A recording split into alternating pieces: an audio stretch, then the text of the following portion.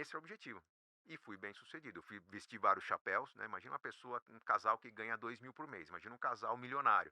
E sensacional, Serbase, a sua trajetória, né? E uma coisa que eu acho que deve ser mais difícil de tudo isso, né? É você conseguir traduzir de uma maneira que as pessoas entendam, né?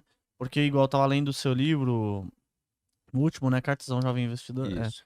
E esse livro aí eu comecei. Meu, ele é muito simples pra você entender qual que é o segredo que você tenta utilizar, porque assim, você tem muito conhecimento. É. Pra você é fácil colocar, isso daqui é um ativo e tal coisa, ele vai ter tantos por cento de lucro. Como que você faz pra simplificar essa escrita? Porque eu acho que deve ser a parte mais difícil, né? Você saber uma coisa muito complicada e colocar ela ali, o chapéu do Eu cara que não eu não sabe diria nada. que é o mais difícil, é o que dá mais trabalho. O difícil é você, em poucas palavras, em poucas páginas, reunir o máximo de teoria possível, numa linguagem que seja acessível. Transformar o que é complexo numa linguagem sensível é o que dá mais trabalho. O que eu faço? Eu visto diversos chapéus. Eu escrevo um texto, obviamente que os textos mais recentes já têm um pouco mais de naturalidade na maneira de construir, mas lá no começo eu escrevi um texto como tinha que ser, de uma maneira que meus professores admirassem. E aí, uma vez pronto o texto, eu começava a ler o meu texto, Tentar me simplificar. colocando no lugar da minha avó. Se minha avó tivesse lendo isso aqui, o que ela ia entender? Ela me Que ela, xingar ou ela ia entender alguma não, coisa? se eu tivesse explicando isso para uma criança, a criança ia entender? Se eu estivesse explicando isso para uma pessoa que não aprendeu sobre números, o cara era nota zero de matemática, ele vai entender alguma coisa? Então eu vou trocando meus chapéus para melhorar o texto de forma que, se a pessoa não entendeu uma tabela, ela vai entender a explicação da tabela que vem a seguir. Se ela não entendeu uma fórmula que eu coloquei ali, ela vai entender o exemplo de aplicação da fórmula. O meu primeiro livro, Dinheiro, Segredos de Quem Tem, é um livro de matemática financeira. Eu ensino valor Caramba. presente, valor futuro, juros ao longo do tempo. Eh, com a matemática que tem nas escolas hoje, talvez nem 10% dos brasileiros tenha condições de acompanhar um curso básico de matemática financeira. Mas da maneira como eu coloquei, contando as A pessoa histórias, consegue. explicando o que é juro, o que é inflação, como que você calcula juro sobre juro, colocando exemplos, não apenas a matemática, ficou um livro leve. Vai Tanto ficar que é mais meu fácil, né? terceiro livro mais vendido, meu terceiro maior sucesso, porque a linguagem leve fez com que a pessoa que não esperava muito do livro entendesse o livro, fala, cara, isso aqui, se eu indicar para a pessoa que eu amo, para meus amigos, pra minha comunidade, as pessoas vão entender. Então, a palavra foi levada adiante, por quê? Porque eu respeitei o leitor. Não que os outros desrespeitem, mas muita gente que decide fazer uma dissertação de mestrado, uma tese de doutorado, um livro, um artigo, quer ser aplaudido por quem? Pelo professor, Pelos superiores. não pelo. Quer ser aplaudido pela academia, quer receber a medalhinha. Eu tive um certo conflito no começo da minha carreira, já mestre em finanças, lançando o meu livro, meus superiores falando, cara, mas você vai lançar nessa linguagem?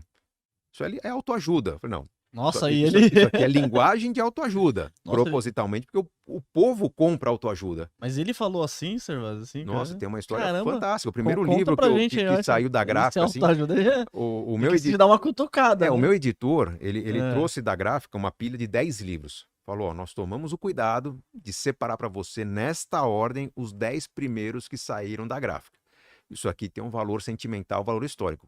Cuide com carinho. O que eu fiz? Peguei o primeiro para mim, fiz Sim. uma dedicatória para minha esposa. Esse livro estava em casa, foi roubado um dia. Uma vez, uma equipe Não de sei onde TV foi. lá levou embora, enfim. O segundo, eu fiz uma dedicatória para quem era meu orientador de mestrado. Na verdade, o meu Legal. superior na fundação que eu trabalhava. E uma dedicatória de 2 páginas, um textão ali agradecendo a Pô, oportunidade, o aprendizado, tal.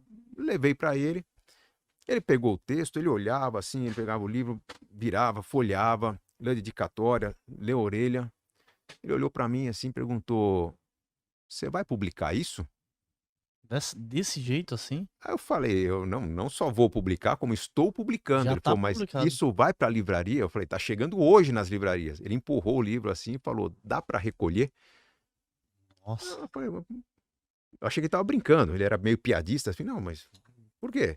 Falei, não, porque você tá tirando o título de mestre. Você tem que fazer trabalhos com citações, qualquer referência que você coloca tem que ser segundo fulano, a obra dele e tal. Eu falei, ó, eu sei, mas se eu fizer nesse formato, as pessoas vão parar no primeiro Vai ser capítulo. chato, é?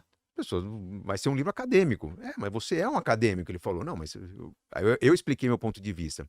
Eu sou um acadêmico, mas eu dou aula para pessoas que fazem MBA, pessoas que na época podiam pagar R$ 50 mil por um curso. Se aquelas pessoas que estavam fazendo meu curso diziam que meu curso era sensacional, É, imagina quem não podia pagar pelo curso, queria pagar R$ 30 por um no livro. livro. A transformação seria maior. Falou, não, não, você está indo para o caminho errado, você está rasgando o seu currículo, você está jogando sua carreira no lixo, não é assim que você valoriza o seu conhecimento. Nossa, ele falou dessa Ele maneira? falou dessa maneira. Porque foi muito dura essa Foi maneira, né? dura, porque ele estava tentando resgatar o quê? Um grande acadêmico, É. né? Alguém que seria talvez pós-doc, que, enfim, levaria o nome da faculdade nas costas. Ele não estava totalmente errado, porque ele estava tentando valorizar quem eram os melhores conhecimentos da instituição. Mas ele não estava levando em consideração que o Brasil precisava muito Precisava daquele de uma conteúdo. ajuda, é. Ele foi um dos que falou para mim, pô, brasileiro não compra livro, brasileiro não lê sobre dinheiro, e era verdade, né? Não, mas na minha Calma. cabeça, se 300 pessoas comprassem o livro, Já é 300 ou vidas 300 mudadas, pessoas né? É, recebessem de exatamente. presente, eram 300 vidas mudadas. Para mim, minha missão estava cumprida. Ah, pensa bem no que você faz com a sua carreira. Foi a última palavra que ele falou naquele momento. Ele ficou com o livro, né? Depois a gente teve conversas boas, a gente amenizou esse momento que ele viu que eu estava correto, mas foi um choque. Nossa, O exatamente. questionamento de eu ter usado uma linguagem Simples. tão simples para um conhecimento tão complexo. Mas a história mostrou que eu estava correto, né? Correto. Porque eu não esperava vender muito com o livro, eu esperava vender o suficiente. Minha meta era chegar a 10 mil exemplares com o primeiro livro. E chegou em Vendi os 10. quanto? Não, esse primeiro livro, O Dinheiro e Segredos de Quem Tem, hoje ele está com 280 mil exemplares vendidos. Nossa, muita coisa. É o terceiro mais vendido, né? Tenho Casais Inteligentes com 1,5 milhão, tenho o segundo mais vendido é Investimentos Inteligentes com um pouco mais de 300 mil, e tem outros que estão perto dos 250 mil. A questão é que, naquele momento, eu não esperava vender muito, mas o livro, por ser acessível, ele foi falado. As rádios me chamaram para Que entrevistas. Por que legal. que um mestre em finanças, né, um cara que está lá num nível super elevado de conhecimento, decidiu escrever um livro de autoajuda? Vem contar para a gente. E eu consegui uma mídia muito espontânea. Falei, olha, a intenção é melhorar vidas. E era uma intenção muito honesta ali. Eu não estava vendendo consultoria. Eu queria que as pessoas aprendessem com o livro. E o livro começou a vender bem. A partir daquele momento eu decidi manter um canal aberto com os meus leitores. Depois de um tempo ficou inviável, mas no começo eu tinha um site que as pessoas me escreviam e tiravam dúvidas sobre o livro. E o meu editor perguntou, cara, seu livro está indo bem, você não quer escrever um segundo? Eu falo, não sei se vale escrever um segundo, eu tenho muitas dúvidas que eu respondo sobre vários assuntos, o assunto que eu mais tiro dúvida é sobre casais. E foi desses e-mails trocados com meus leitores que nasceu Casais Inteligentes em Querem E Juntos. foi o mais vendido, né? Ou Mais não? vendido, ainda é o mais Ainda mais vendido. vendido. Hoje, Tá em todo lugar, né? dos meus. Eu escrevi 16 livros, 12 continuam sendo vendidos. Desses 12 livros, metade das vendas mensais é do Casais Inteligentes. Que legal. Por quê? Na época, eu conversei com pelo menos uns 20 a 30 psicólogos, terapeutas de casais, para entender onde é que estavam os problemas, por que as pessoas não conseguiam falar sobre o assunto, por que elas não conseguiam juntar o planejamento. E eu não me considerava especialista em casais, não me considero, sou especialista em finanças. Mas eu ouvi especialistas em relacionamento para entender o que faltava para uma conversa acontecer melhor. A minha sensação naquele momento, Luan, é que se eu ousasse me apresentar como especialista em casais, eu ia fazer uma grande besteira. Por quê? Eu ia convidar as pessoas para um consultório para falar com um cara que é bom de números, na verdade o problema ali é de relacionamento, é um problema que o casamento não funciona. Então eu teria que direcionar as pessoas para os psicólogos. O que eu fiz? Eu fiz o oposto do que eu fiz no primeiro livro. Eu tirei aquele fale com o autor no final do livro e decidi fazer um livro que fosse o mais completo possível. Eu quero que os casais leiam esse livro e mudem de vida, sem precisar contratar um consultor, sem precisar pagar por algum serviço. Esse é o objetivo. E fui bem sucedido. Eu vesti vários chapéus, né? Imagina uma pessoa, um casal que ganha 2 mil por mês. Imagina um casal milionário. Imagina um casal que mora no Acre. Imagina um casal que mora no sul do país. Como cada um leria aquele livro?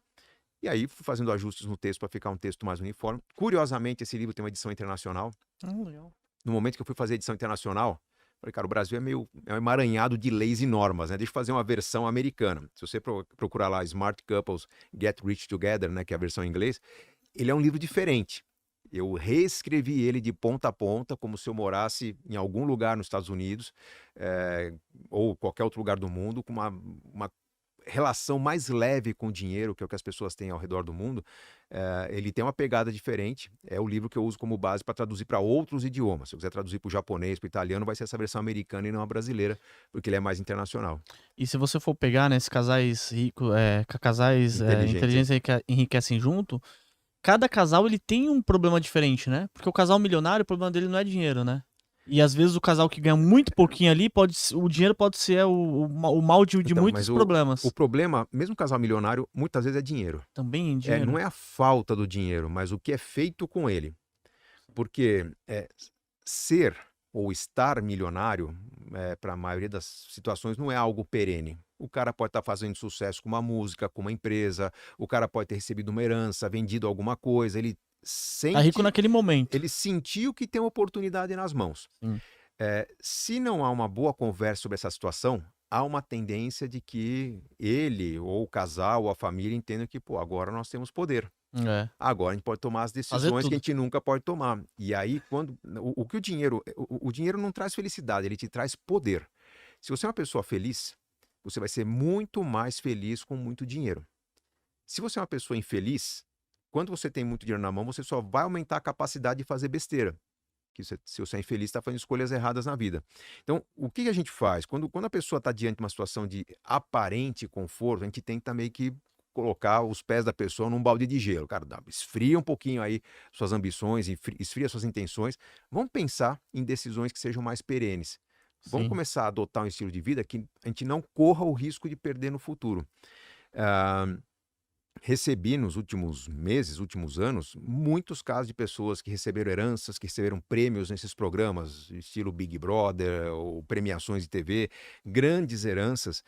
E o que a gente percebe quando a pessoa tem uma vida humilde, e humilde no sentido de que ela está administrando escassez todos os dias, de repente vem algum prêmio, não importa se é 10 milhões, 1 milhão, 100 mil, para uma pessoa que lida com pouco, qualquer 20 mil reais é muito, Muita né? coisa, exatamente. Então, o que a pessoa tem? Ela tem a sensação Então de que que, tá. enfim, meus problemas acabaram. Ufa, né? Nesse mesmo momento, normalmente ela vai começar a lidar com profissionais que não procuravam quem era duro.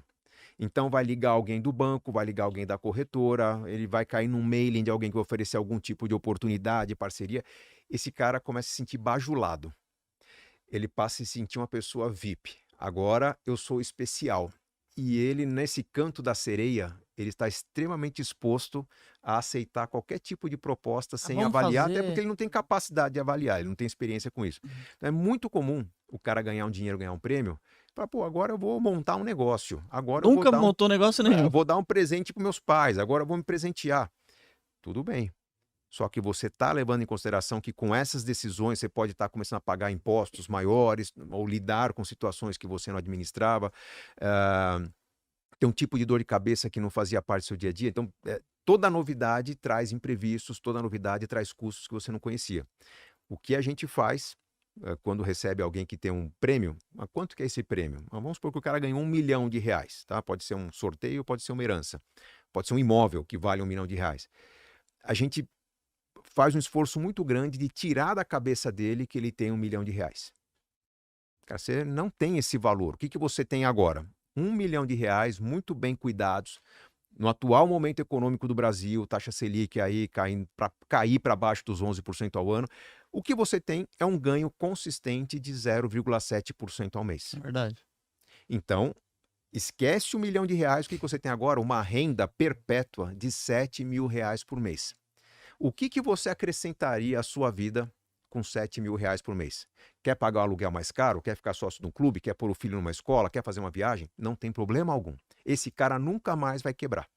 Agora, se o cara ganha R$ 1 milhão e fala, com do 1 milhão, 200 mil vou comprar uma casa, 150 vou comprar um carro, 50 vou fazer uma viagem, esse cara, em 6 meses, já não tem mais nada.